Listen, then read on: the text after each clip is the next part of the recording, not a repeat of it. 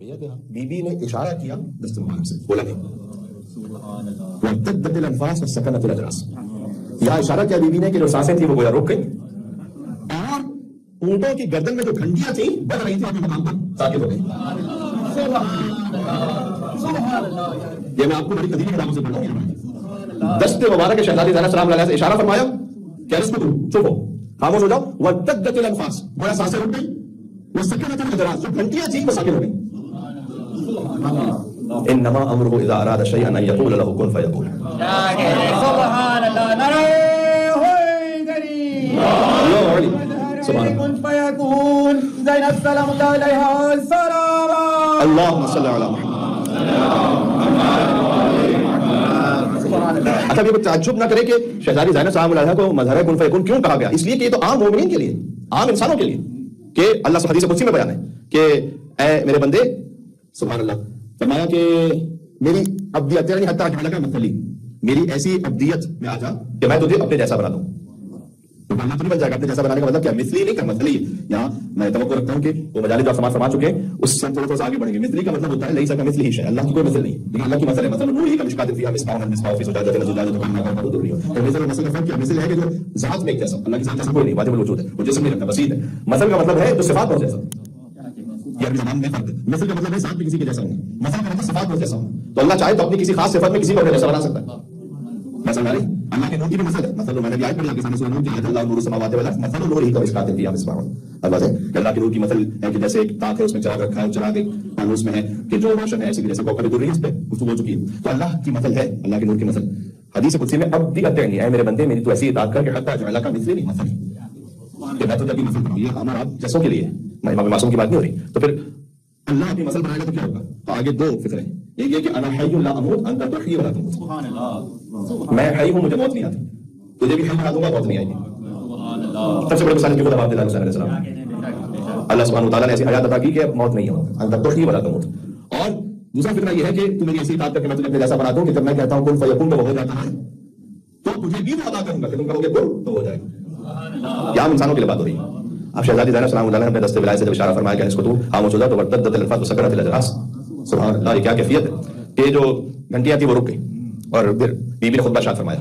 اچھا جب بیوی نے خطبہ دینا شروع کیا تو خطبے کے اختتام پر خدا کی سمجھ ملی کہ امتی، اے میری پھوپھی زینب، امام سجاد کہہ رہے ہیں انتی بحمد اللہ عالمۃ غیر معلمۃ.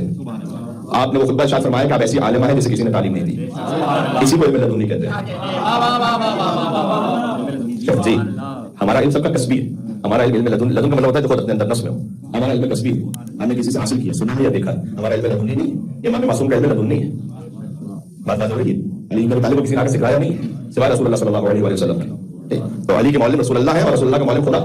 تو مولا کائنات نے فرمایا ہے کہ رسول اللہ کو ادب سکھایا اللہ نے، مجھے ادب سکھایا رسول اللہ نے. وانا معلم المؤمنین، مومنین کو سکھاتا ہوں میں خود.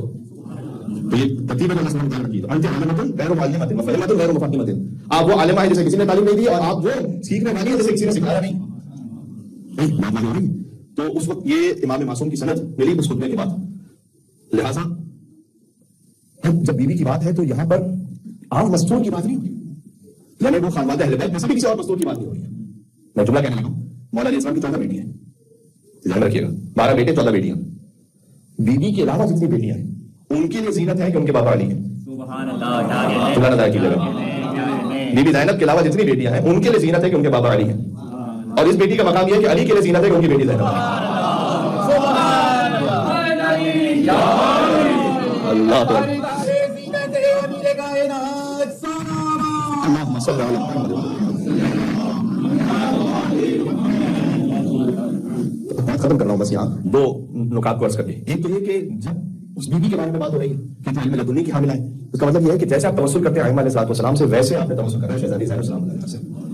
حضرت ہوئی اس لیے بیوی کے نام کا توسل علماء نے بیان فرمایا.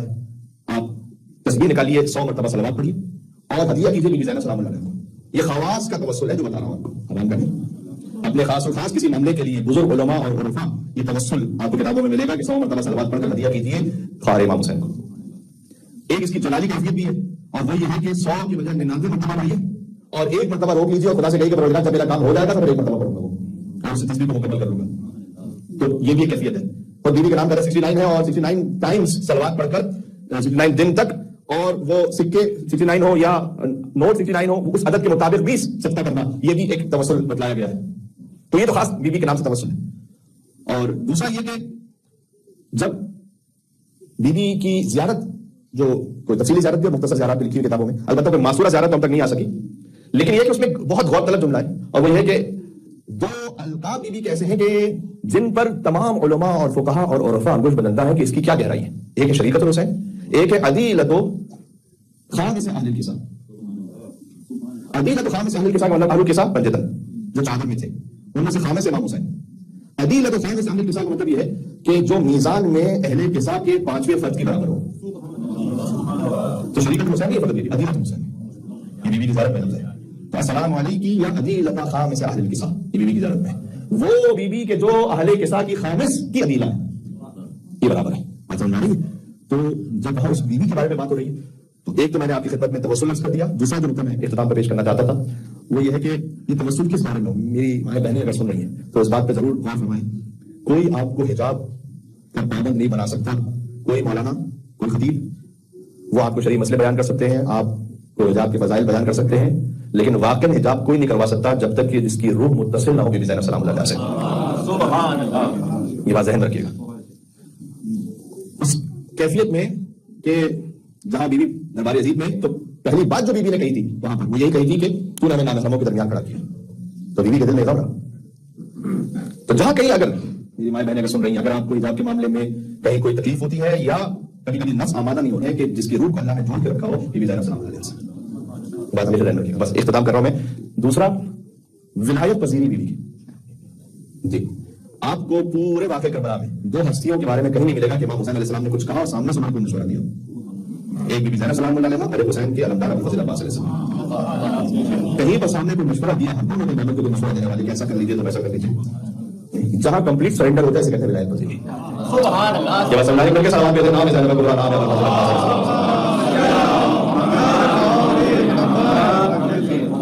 ये फुल स्टेप्स हैं यहां तक कोई पहुंच सके। आपको तारीख में और बड़े किरदार मिलेंगे जिन्होंने मशवरा दिया इमाम हुसैन सलाम को। कुछ लोगों ने अपने कुछ और मामलात और वेस्टेड इंटरेस्ट की वजह से शायद दिया हो, और कुछ लोगों ने मुखलिसाना भी दिया, यानी अपने तौर पर मुखलिसाना, कि वो चाहते थे कि इमाम हुसैन सलाम के लिए कोई बेहतर अपने जाम हो जाए। आपको दो हस्तियों के बारे में कहीं नहीं मिलेगा जुमला कि इमाम हुसैन अलैहिस्सलाम के आगे बढ़कर उन्होंने कलाम कर दिया। पूरे मकतब में कहीं कोई बात नहीं। इमाम ने कहा बात सहमे हटाओ जो को मांगा, उनसे कहो मुल्तकी जंग जो को मांगा, अब्बास जंग ना करो, पानी की सभी करो जो को मांगा। मौला लेकिन मेरी तो विलादत ही खातिर हुई थी, मेरे बाबा ने कहा था कि करबला में एक अलमदार चाहिए। नहीं, अभी इस वक्त इमाम का हुक्म क्या है, नाफिज हो रही है।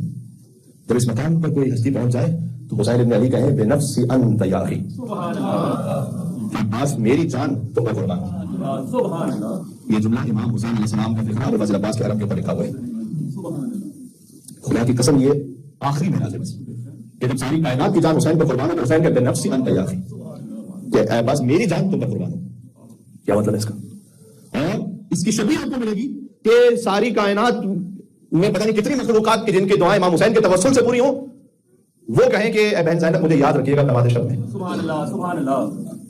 तो इमाम मासूम किसी से जब कह रहे हैं तो ये फकत फर्द जज्बात की बात नहीं, बात वाज़ेह नहीं, जो विलायत में से सब हो चुका है, क्या वो फर्क नहीं हुसैन हुसैन हो।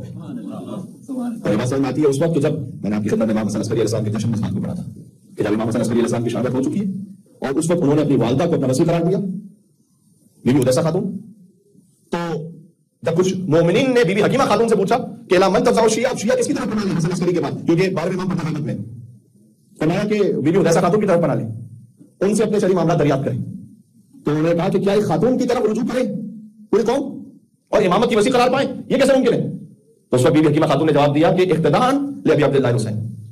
हसन अस्करी ने बीबी उदैसा खातून को वैसी वसी करार दिया जैसे हुसैन बिन अली ने ज़ैनब बिन्त अली को वसी करार दिया था।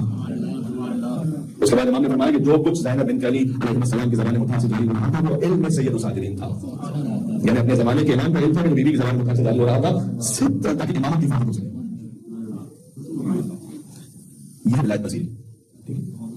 तो काश उस मंजिल पर हम और आप एक मकाम पर आ सके। कई दफा होता है कि बहस हो रही होती है ना गुफ्तगू में, तो हमें कहीं पर यह आता है कि काल जवाद अलैहिस्सलाम इमाम मोहम्मद तकी ने फरमाया, और फर्ज कीजिए कि हदीस जितना उस वक्त की रिक्वायरमेंट है उसके मुताबिक कम से कम सही है या हसन है, मुसक्का काबिल कबूल है।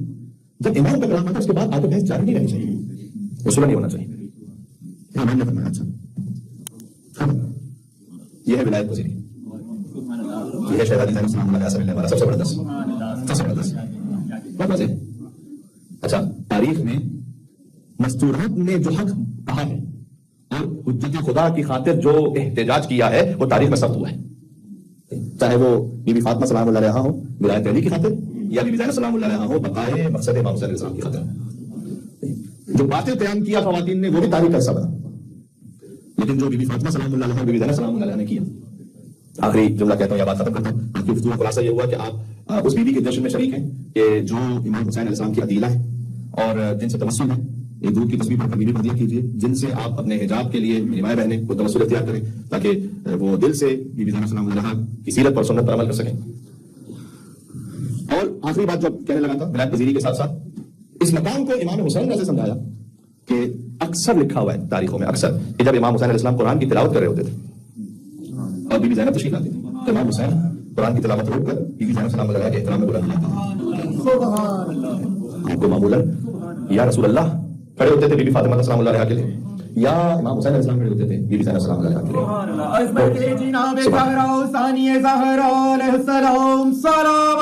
अल्लाहुम्मा सल्ली अला मुहम्मद। अगर आप इस फिक्रे को महसूस कर पाए तो जरूर दुआ से नवाजिएगा कि जिसके एहतराम में एक नहीं दो दो कुरान बुलंद हो।